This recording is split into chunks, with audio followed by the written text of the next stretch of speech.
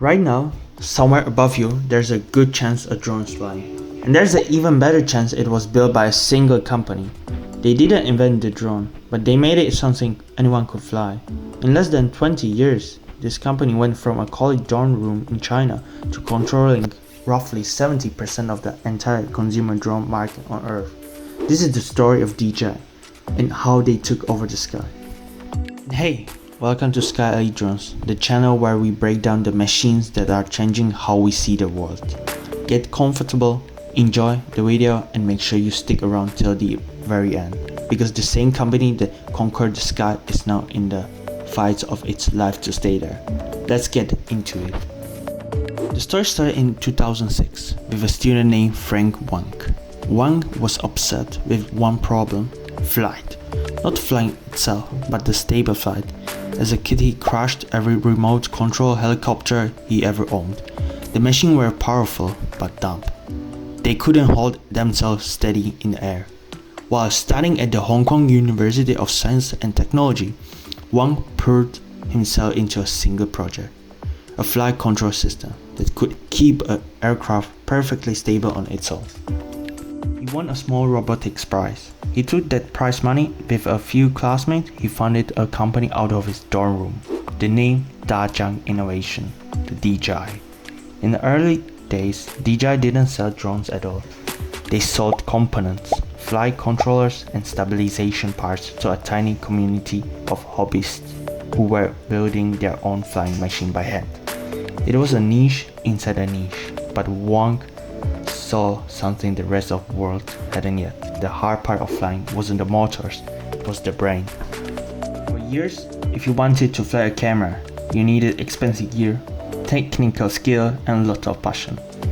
Drones were for engineers and field crews with big budgets. Then in 2013, DJI released the Phantom. The Phantom was different. It came ready to fly, out of the box, no buildings, no calibration marathon, no engineering degree required. You charge it, you push the sticks, and it just hovered, perfectly still. That stability was the magic. The same obsession Frank Wang had chased in his dorm room was now in the box on the store shelf. And suddenly, anyone could put a camera in the sky. The timing was perfect. Action cameras were exploding. YouTube was hungry for new perspectives. And DJI had just handed the world an easy way to fly one.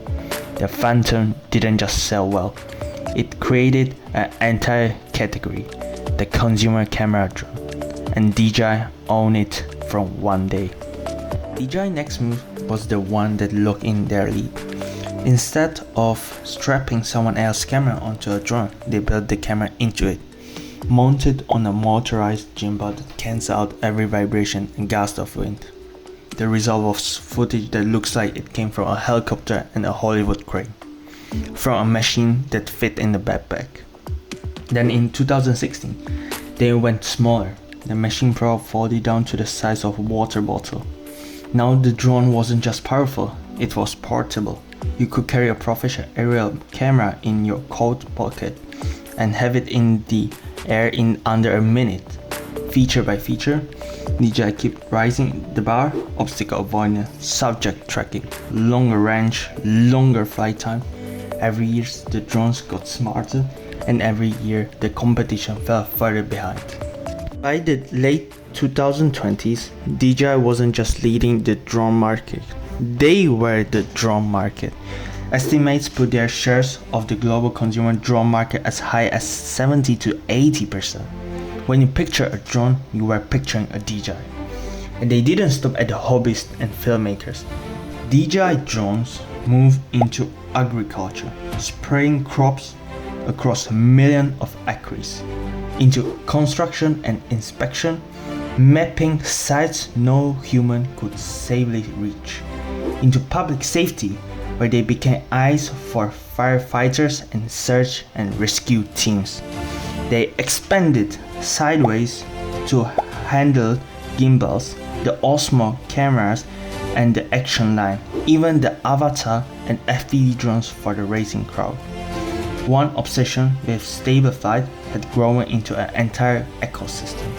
for capturing motion, on the ground, in air, and everywhere in the between.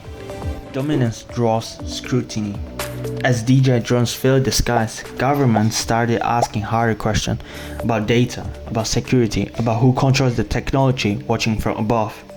The company has faced ban, restriction, and intense debate in several countries, especially in the United States.